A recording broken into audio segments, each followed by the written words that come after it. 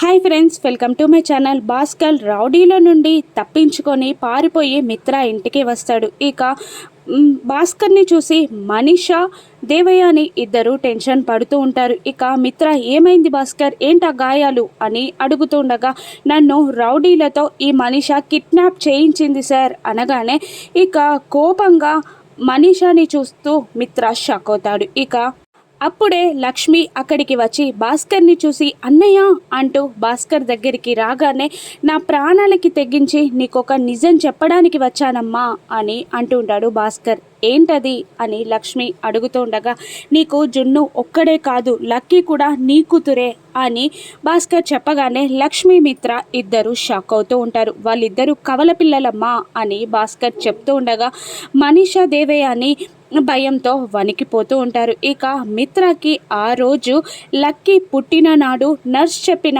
మాటలు గుర్తొస్తూ ఉంటాయి. ఒక ఆవిడ ఫస్ట్ అమ్మాయిని కని ఆ తర్వాత అబ్బాయిని కని అమ్మాయి పుట్టిన విషయం తెలియకుండానే అబ్బాయిని తీసుకొని వెళ్ళిపోయింది అన్న మాటలు మిత్రకి గుర్తొస్తూ ఉంటాయి. ఇక లక్ష్మికి లక్కీ జున్ను ఇద్దరు కవల పిల్లలని తెలిసి ఆనందపడుతూ ఉంటారు. ఇక మిత్ర మనీషాని ఏం చేయనున్నాడు? లక్ష్మిని క్షమించి లక్ష్మీ మిత్ర ఇద్దరు కలుసుకొనున్నారా?